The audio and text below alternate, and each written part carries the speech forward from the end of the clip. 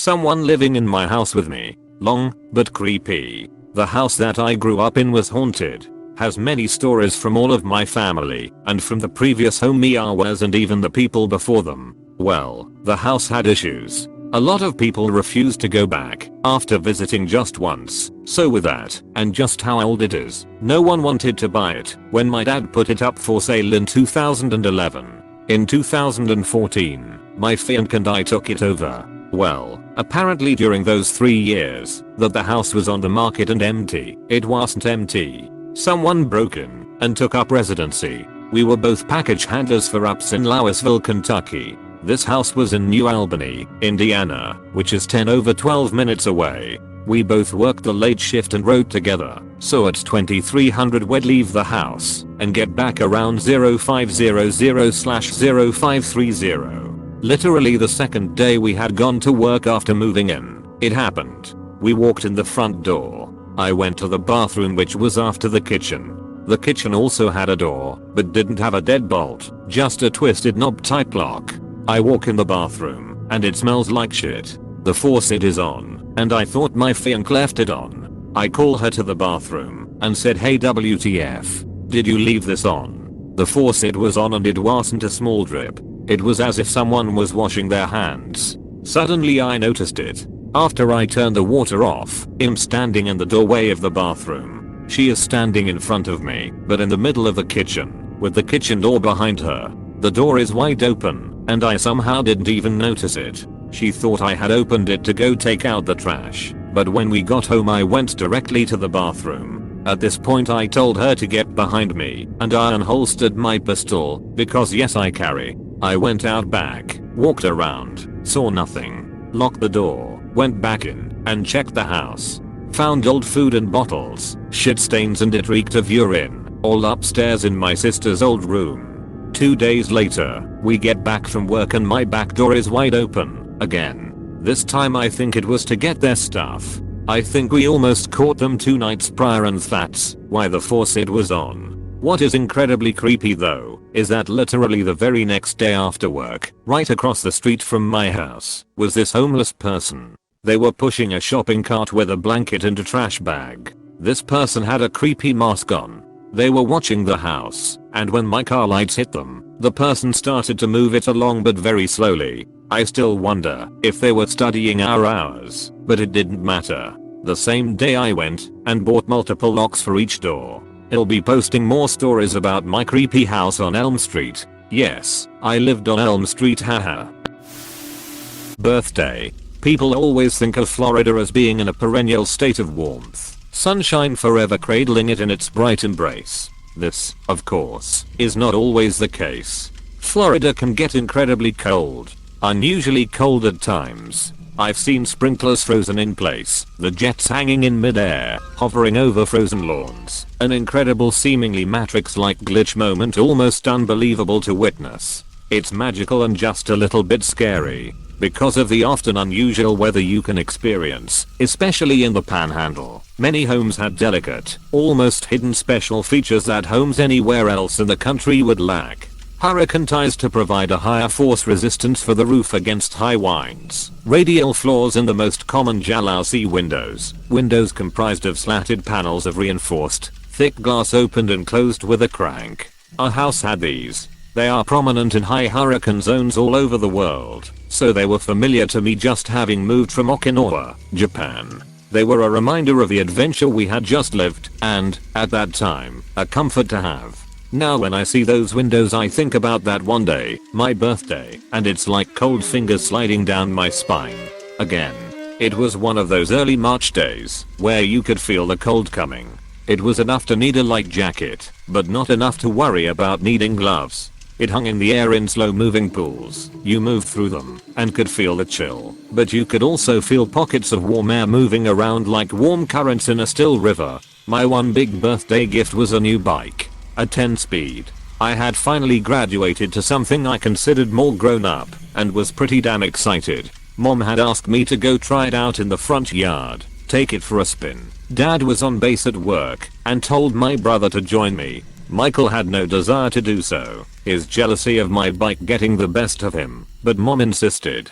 Begrudgingly he grabbed his hand-me-down black BMX and started doing wheelers around me as I tried to figure out the gear shifts on my new prize. Mom was standing in the doorway, her arms crossed, leaning against the frame. She suggested we ride up the hill to the little mom and pop for some penny candy and comics. It sounded great, so I said, sure. My brother, on the other hand, still upset over me getting this great bike, flat out refused. Mom asked why not, and they started arguing. I just rode off, deciding going alone was better than listening to my little brother say how unfair it was. Halfway up the hill my brother appeared.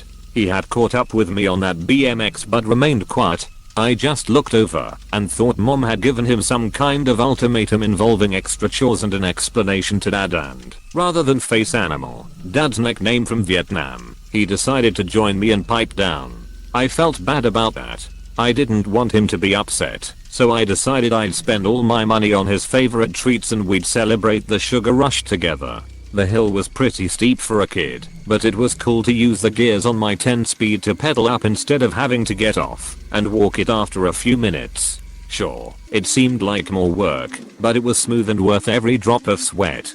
I was definitely going to get a Coke with peanuts for sure after this little ride, though. We got to the shop and set our bikes down, mine leaning on a kickstand I never had before, and headed in. I was hot, breathing heavy, stripping off my windbreaker and tying it around my waist. Michael was already picking out candy from the various jars lining the counter. I was smiling, trying to decide between lemon heads or cherry heads, and how many watermelon Jolly Ranchers I could buy for $2. As we browsed through the jars of brightly colored wrapped sweets, I casually asked Michael why he decided to come with me. I figured he could vent to me and tell me I was horrible for getting a new bike, while he had to deal with another hand-me-down, and then I'd make everything better by buying him whatever he wanted. But what he said, there was something behind her. I froze. Bills and coins splayed on the counter for the old guy to count. What? Michael looked right at me, his eyes suddenly clouded with fear. When she was standing in the doorway, I was mad and looking at her, and there was a big black shadow behind her, right behind her. I just bolted. I yelled something, Mom, or what, or something, but I don't remember. I just bolted out the door, jumped on my bike and pedaled faster than I ever had before. I almost got hit by a car flying down that hill so fast, tears burning in my eyes, my mind racing with thoughts of what was happening to my mom. When I got to the house I jumped off the bike, no longer caring about how new it was or any damage it would take, and slammed through the front door. Mom, nothing. Panic building fast, choking my throat closed. Apostrophe Mom, louder, almost hysterical. Chris, from the kitchen. I ran in and there she was. My mom was sitting at the little dining room table set under the jalousie windows facing the backyard. She was smoking a cigarette, only she was smoking it with her left hand. She was holding her right arm up, her palm at head level, and there was blood dripping from it onto the table. I couldn't see where it was cut, but there was blood everywhere. She saw the panic in my face. I'm alright, I just cut myself. Wah. How, Mom, what happened? She told me that she was trying to convince Michael to go with me and promised to make his birthday extra special too, when he just suddenly decided to go. Just abruptly changed his mind and took off after me. She watched him ride off and went back inside. She said she suddenly felt a little weak, so she went to the kitchen to sit down by the wall-mounted phone and call one of her girlfriends. As she was dialing, she doesn't know what happened, but two of the glass storm slats in the window suddenly shattered, the pieces slashing her arm open. She had a kitchen towel wrapped around the wound and seemed very calm. It was unnerving. She was calmly sitting there, recounting her story to me and smoking a cigarette while her arm bled onto the table. I said she needed to go to the hospital, and she said she would once Michael got back. I don't know what I said or did, but I somehow managed to snap her out of the shock and convinced her to go while I waited for Michael to get back. She had 3 stitches. The thing that was the most scary to me was where the wound was. When she was my age, she had sliced her arm open on some farm equipment. It was pretty bad, and the scar would be visible her whole life, running from the inside of her elbow to about 3 inches down her arm. The glass that has cut her had reopened that same wound, in the same place, and just about the same length. She never spoke about that day again. and while we lived there, Michael would never allow himself to be alone in any room at any time. But as hard as you try, you can't control everything, and he would be left alone again. I wouldn't know how terrified he had become of the house until the night we went to the movies. Meet Hook. I already posted a few stories about my house. This is a story about my auntie and uncle which they told my parents who eventually told me as time went on. So my auntie and uncle lived at a house for as long as I remembered and then decided to move to a new house. We went to visit and the house was pretty impressive. My uncle used the basement as a music room. I thought a basement was pretty cool because it is not a common thing to have in the UK. Anyway, a month or two later they moved house again. I questioned my parents why they moved again so early when the house was so good, and they gave me a generic answer which I had no reason to doubt. A few years passed and somehow the subject got brought up in conversation when my auntie and uncle were visiting. I overheard, which led me to question my parents again, and this is what they told me. My uncle said that when he was in the basement doing music stuff he would feel tapping on his shoulder and a strong sense of being watched from the basement staircase.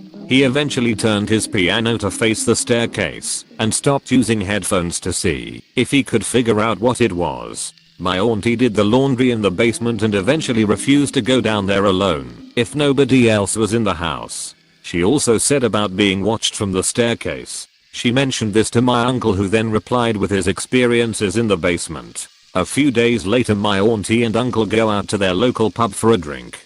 They meet a couple who happen to be their neighbors a few houses down from this. The man is pretty drunk and starts saying something to his wife, and she tries to shush him. My uncle hears a few words and realizes he said something about his house. Eventually the man says to my uncle, "Did you know the previous owner killed himself in that house? He was found hanging from a meat hook at the top of the basement stairs." My auntie and uncle return home later that night and my uncle goes into the basement and notices that the ceiling above the staircase had been boarded over. He managed to pull one of the boards loose, and behind it, he saw a meat hook. And that's why they moved house again. Something, not someone, verbally threatened me. When I was either 4 or 5, I was alone and asleep in my bedroom. I slept on a bunk bed, but my half brother only lived with us every other weekend, so he wasn't there. I was completely knocked out, and then I started to wake up, but my eyes remained closed. I remember hearing my heartbeat fading, but with every heartbeat, I saw pulsing black and red. I was trying to completely wake up, but after maybe a minute I took a huge breath and opened my eyes. It was still dark outside, and I was breathing incredibly heavy. I was sleeping on my side and was about to raise my head and look at my closet behind me. As a kid, I hated my closet because the door would not close. It would close just enough to leave maybe a 2-inch dark gap. Remember, I'm in my bunk bed, about 5 feet high. The bed is parallel to the wall and the ladder is on the front side of the bed. My head rests right in front of the ladder.